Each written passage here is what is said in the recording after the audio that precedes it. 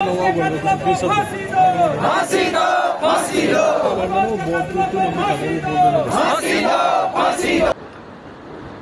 गांव में आजकल एक बहुत ही दुखद घटना मतलब हमारे दोस्त मनोज भाई के साथ बहुत बड़ा हादसा हुआ।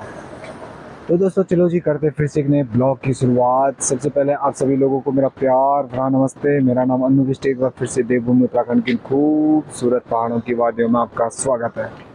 तो दोस्तों आज की ब्लॉग की शुरुआत सुबह के 9 बजे से हो रही है। आज गांव में थोड़ा शौक का माहौल बना हुआ है क्योंकि हमारे छोटे भाई हमसे बहुत छोटे थे, मनोज भाई, जो कि घांगरिया गोविंद घाट गए थे नौकरी करने के लिए। तो सुनने में ये आ रहा है कि उनके मालिक ने ही उन्हें मार दिया। तो दोस्तों आज उसी के लिए सारे जन लोग नंदावासी जा रहे हैं गोपेश्वर, मतलब हड़ताल करने के लिए। क्यों उसको 29 तारीख से जब वो लापता था, क्यों पुलिस वालों ने केस दर्ज नहीं किया और क्यों वहाँ के पुलिस वालों ने छानबीन नहीं की। तो दोस्तों उसी के संदर्भ मैं भी जा रहा हूँ गोपेश्वर। तो आज देखते हैं क्या क्या तो होता है।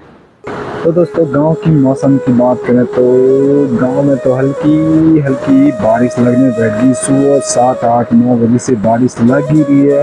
अभी 9 बज चुके हैं, अभी तक बारिश लग ही रही है। तो दोस्तों थोड़ा बारिश बंद होगी तो उसके बाद मैं भी चलता हूँ दादा लोगों के साथ गोपेश्वर। तो सामने वाली चोटियों पे देख रहे हो पूरा कोहरा छा गया है और पूरा काला काला दिखने लग गया ऊपर साइड विज्ञानों में। और सामने हमारा है प्यारा सा गाँव बंगाली, और जो ऊपर दिख रहा है ना आपको यहाँ पे बेटी। तो दोस्तों वहीं से बारिश स्टार्ट होती है, धीरे धीरे करके हमारे गाँव बांध बगल में भी आ जाती है। और सामने आजकल नदी की बात करें तो नदी का पानी काफ़ी साफ हो गया है क्योंकि 2-3 दिनों से बारिश नहीं लगी थी, जिस कारण बारिश नदी का पानी बिल्कुल साफ हो गया है। तो धीरे धीरे करके हम भी निकलते हैं गोपेश्वर की तरफ। जैसे ही हम नंदप्रयाग में पहुंचते हैं तो सबसे पहले हमें यही पता चलता है कि हमसे आगे कई सारी गाड़ियां और कई सारे लोग गोपेश्वर निकल चुके हैं। तो आपके मन में एक सवाल उठ रहा होगा कि कौन है मनोज, क्यों इतने सारे लोग गोपेश्वर जा रहे हैं। तो आपको ये बताते हैं कि क्यों मनोज की हत्या की गई। तो आपको पता ही होगा क्योंकि आजकल लोग रोज़गार की तलाश में कहीं अपने गांव को छोड़ के दूसरी शहरों में जाते हैं। तो उसी रोज़गार की तलाश में मनोज भी गोविंद घाट घांगरिया नौकरी की तलाश में गया था और देवेंद्र चौहान नामक व्यक्ति के साथ घोड़े खच्चर चलाता था। और जैसे ही जून का महीना लगता है तो 2-3 महीने बाद वो घर जाने की बात करता है, अपने मालिक से पैसे मांगता है। तो देवेंद्र चौहान पैसे देने से मना कर देता और उन दोनों के बीच आपस में थोड़ा बहुत बहस हो जाती है। जैसे ही बहस होती है तो मनोज गोविंद घाट घांगरिया पुलिस में अपनी जो शिकायत दर्ज करता है। तो वहाँ की पुलिस शिकायत दर्ज करने के लिए मना कर देती है। तो उनके बीच आपसी समझौते करा देती है, उन्हें वापस उन्हीं के घर में भेज देता है।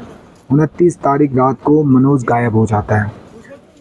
एक दिन बीत जाता है, कई दिन बीत जाते हैं। तो उनके घर वाले उसे कंटिन्यू कॉल करते हैं तो कॉल ही नहीं लगता। 4 तारीख को जब उनके पापा उनके भाई कॉल करते हैं तो उसका फ़ोन स्विच ऑफ बताता है। उन्हें डर लगने लग जाता है कि मनोज गया तो गया कहाँ, क्यों कॉल नहीं कर रहा है।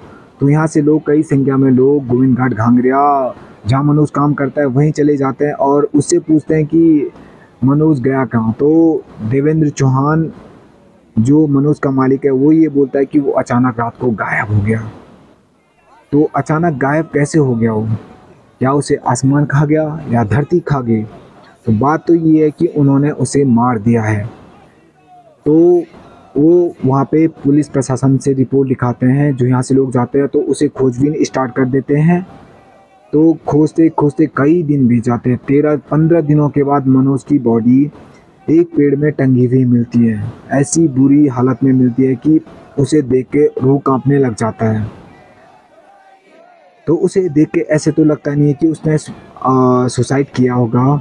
तो उसे देख के ऐसे ही लग रहा था कि हत्या की गई है। तो जैसे ही 13 तारीख को उसकी बॉडी मिलती है तो उसकी बॉडी गोविंद घाट घांगरिया से गोपेश्वर पोस्टमार्टम के लिए लाया जाता है। गोपेश्वर पोस्टमार्टम के लिए लाया जाता है, तो यहाँ से काफ़ी लोग वहाँ पहुँचते हैं और हड़तालें स्टार्ट कर देते कि मनोज को इंसाफ चाहिए, हमें इंसाफ चाहिए कि जिसने मनोज की हत्या की उसे फांसी होनी चाहिए।